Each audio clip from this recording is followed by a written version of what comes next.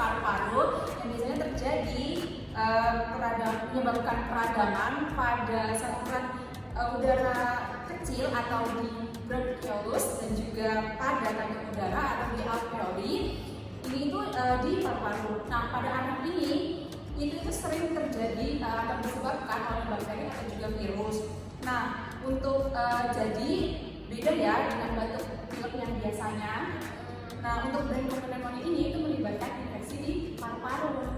Oh, jadi kalau misalnya sampai yang bronchopneumonia otomatis kenanya itu di paru-paru lagi. Itu karena infeksi sama virus itu ya? Iya. Tapi kenanya itu di bagian organ yang mana ya, Mbak? Dan di bagian apanya sih? Untuk organ yang terkena itu ada dari bronchiolus sampai dengan alveolus. Nah, pada dari organ tersebut itu mengalami infeksi atau peradangan. Oh, gitu ya, Mbak. Berarti di posisinya itu? Iya. Nice info sih, Mbak. Nah, kalau misalnya ada orang kena bronchopneumonia, kita kan harus tahu kira-kira dia itu tanda sama gejalanya itu kayak gimana ya, Mbak? Nah, untuk gejalanya itu biasanya ya bervariasi. Untuk gejalanya itu bervariasi sih. Nah, tapi yang paling umum itu biasanya ada batuk yang lama, terus disertai dengan darah, terus juga demam, terus dan juga sesak nafas. Nah, untuk anak bisa dilihat tuh sesak nafasnya atau terengah-engah, bisa juga terlihat dari ciri hidungnya, kembang kempis. Selanjutnya yaitu bahkan ada tarikan di dada nih saat anaknya itu bernafas. Nah, kadang juga bisa nih disertai dengan muntah dan juga diare. Nah, untuk anak itu terlihat jelas anaknya itu nanti mengalami lemas dan juga nafsu makannya itu menurun. Oh, itu juga nggak sih? Itu yang disebutin sama Mbak Lutfi tadi, ada yang namanya trias. Iya, itu disebut dengan trias. Trias itu berarti apa coba? Kalau tri apa aja? Untuk triasnya sendiri yaitu ada batuk, Sesak, dan juga demam. Berarti ibu-ibu, bapak-bapak, kakak, adik, kakek, nenek, inget-inget ya kalau misalnya trias itu lagi ada demam, batuk, sama sesak tadi. Nah, sekarang kalau misal kita udah membahas tentang gejalanya, kira-kira lo pernah nggak sih Sal kayak nemu kasus ini gitu waktu langsung secara nyata? Ya memang ya, ini sering sekali sih saya nemu di bangsa. Oh, di bangsa. Ya, jadi memang kebanyakan orang tua tuh cerita jadi anaknya pertama-tama batuk, terus demamnya tuh tinggi. Nah, terus jadi juga nafasnya cepat. Jadi ya itu orang tuanya panik, apalagi saat anaknya tidur nih, suara nafasnya tuh bergerak.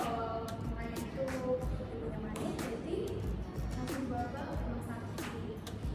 Tapi kalau misal buat penanganan bronchopneumonia, dia itu sebenarnya kayak gimana sih? Nah, untuk penanganannya itu tergantung sih dari tingkat keparahannya ya.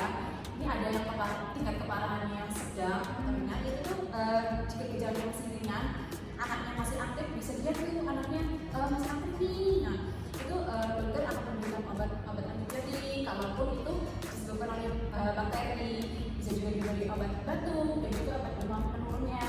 Nah, kalau untuk hal ini itu tuh penting untuk terhadap pengawasan terhadap anaknya, untuk istirahatnya yang cukup dan juga untuk asupan bayinya cukup. Nah, untuk yang gejala kedua itu ada gejala yang berat itu bisa sampai anak itu nafasnya itu sangat sulit tuh. Nah, dan juga anaknya itu tampak lemas banget, nggak ada energi. Nah, itu patut diwaspadai, harus segera dibawa ke rumah sakit untuk dilakukan penanganan lebih lanjut dan juga observasi dari terapi yang akan diberikan. Berarti setelah terus anaknya lemas, dia harus waspada itu ya? Iya. Oke, nice info sih Mbak. Kita bakal ingat-ingat tentang itu. Terus kalau misal udah kayak gitu, kira-kira pencegahannya gimana? Kamu tahu nggak? Untuk mencegahnya sendiri, yang pertama selalu pakai masker ya, entah itu di luar rumah, misalnya ketemu dengan orang atau di tempat-tempat umum ya pastinya. Lalu apabila yang paling sering nih ada perokok aktif di dalam rumah, karena kan yang di dalamnya juga ikut kena ya pasti ya. Makanya kalau misalkan orang tuanya merokok, sebelum mencium anaknya harus bagi dulu, mana